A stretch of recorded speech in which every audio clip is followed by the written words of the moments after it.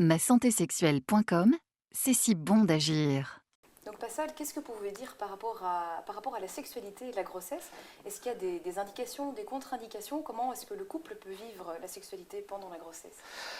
Alors, il y a toute une série de mythes qui circulent parmi les personnes, enfin, les femmes enceintes et leurs conjoints, à savoir qu'il faut arrêter toute sexualité durant la grossesse, ou au contraire faire l'inverse. Et d'ailleurs, on retrouve toutes ces mythes et ces croyances à travers les peuplades dans le monde, ou dans certaines peuplades, on dit que la semence fortifie l'embryon, et chez d'autres, au contraire, ça épuise la mère, et donc c'est très négatif. En fait, en conclusion, toutes les études scientifiques ont montré que l'activité sexuelle entre deux partenaires durant la grossesse ne rencontre aucun obstacle, sauf s'il y a des risques d'accouchement prématuré suite à des causes chirurgicales ou obstétricales bien précises. Par exemple, un cerclage, des saignements, une pathologie au niveau de la vulve, mais sinon, au contraire, c'est très positif. Et c'est très positif aussi.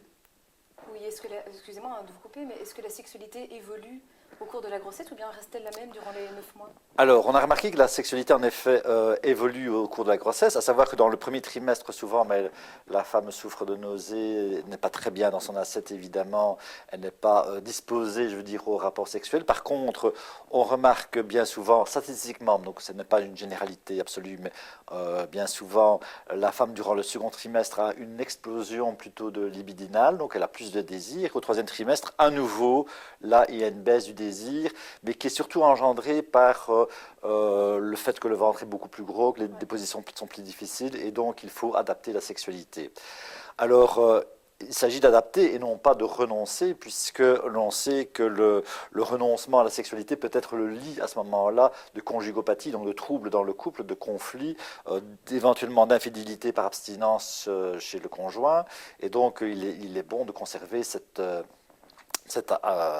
intimité conjugale en adaptant la sexualité. En particulier, par exemple, dans le troisième trimestre, par l'adoption de positions adaptées, je veux dire, au ventre, qui est là bien proéminent, par exemple dans la position d'Andromaque ou la position des petites cuillères. Juste après l'accouchement, quel type de sexualité peut-on avoir? Est-ce que c'est encore concevable?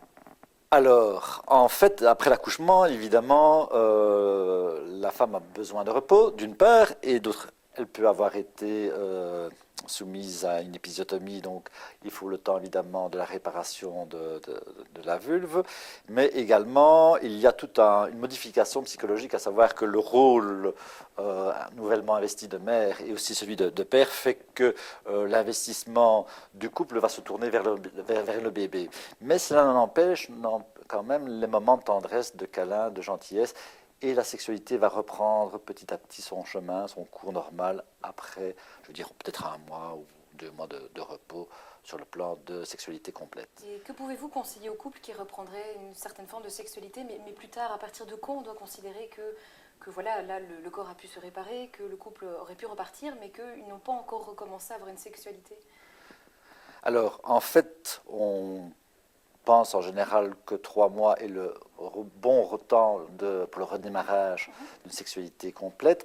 On peut commencer peut-être à s'inquiéter à partir de 6 mois, mais cela n'empêche évidemment, comme je le disais tout à l'heure, l'échange de tendresse, de petits câlins, de bisous, d'échanges affectueux dans le couple sans qu'il y ait une pénétration complète, une sexualité complète. Et si éventuellement la sexualité ne reprend pas son cours normal tel qu'il était avant la grossesse et l'accouchement, on peut consulter après 6 mois, 9 mois, peut-être 1 an, pour éviter que ne s'instaure et ne devienne chronique un mal-être dans le couple avec des difficultés qui seraient plus difficiles à gérer. Donc à ce moment-là, s'il y a quand même des difficultés à reprendre une vie sexuelle, il serait bon de consulter soit un sexologue, soit un psychologue, soit une personne qui a les deux spécialités, quoi. Exactement. Merci bien. Ouais, avec plaisir.